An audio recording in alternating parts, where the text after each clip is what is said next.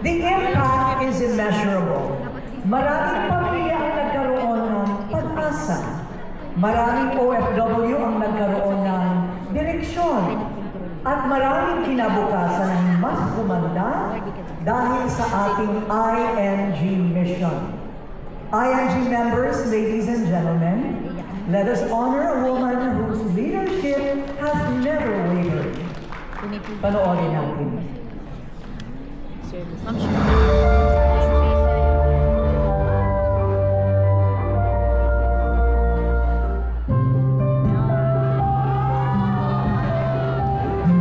Naalala ko, nung nag-start kami sa Hong Kong, na-invite ako ng isang friend ko.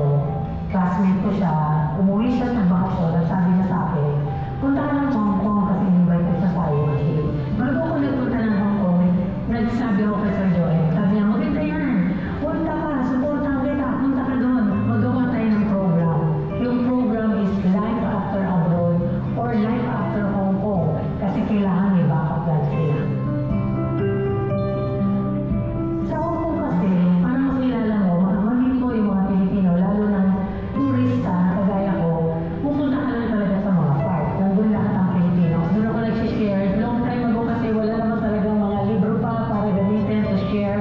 Wala din naman yung mga one page natin na ginagamit.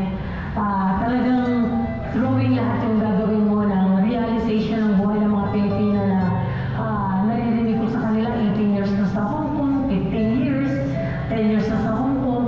Wala kasing backup plan talaga. Kaya nung mga sumunod na mga buwan na pagpunta ko, nagre-report ako kay Sir Joel na ito yung mga kinukwento sa akin ng mga OFW. Ang challenge kasi talaga sa Hong Kong, pag-uwi na ako ng Manila dahil walang social media, hirap kami na makapag-communicate paano nila gagawin. After 3 months ulit, babalik ako ng Hong Kong, parang wala na ulit yung mga ibang mga taong nakausap ko. Buti na lang doon sa tatlong nag-join dito sa kaibigan ko dahil lagi ko nakikita. Every time pumupunta ako, yung isa doon nagsabi siya na, Mami, mga papakausap ako sa'yo, marami-rami ito. Sabi ko, wow, sige, gawin natin yan. At nung event na yun, sumama na sa akin ng victory. Kaya doon sa room ng hotel, nakusan sila na tumutuloy sa Holiday Inn, Hong Kong. Tinanggal namin yung frame kasi may frame doon na malaki.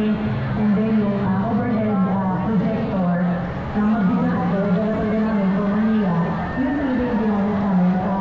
Kasi frame lang yung ginagamit, nag-drawing si Sir Val, mag-present about ING. At napa-join namin yung ito na guest na dala-dala nitong isang member na ito. Isa doon ay announcer sa radio ng Filipino community sa Hong Kong at siya ang nag-suggest sa amin na kuha kayo ng office, baka mas mag-grow pa ang ING. 2005, nagkaroon ng SARS. Pero ang maganda doon, yung kahit yung iba nagsasara, doon nagsimula mag-open ang ING ng office sa Hong Kong. At doon talaga kami nag-start na sobra yung mga tao naging willing na silang tumambay doon sa office. Una tumatambay lang, and then nag-i-invite na. And then ngayon, hindi ko na talaga mabilang kung ilan na naging member na mo. Marami kami member, mga teachers, mga tapos sila ng college, na wala na yung dignity nila na nagtrabaho sila sa Hong Kong as an OFW. Kasi talagang puro panlalait ang nararanasan nila.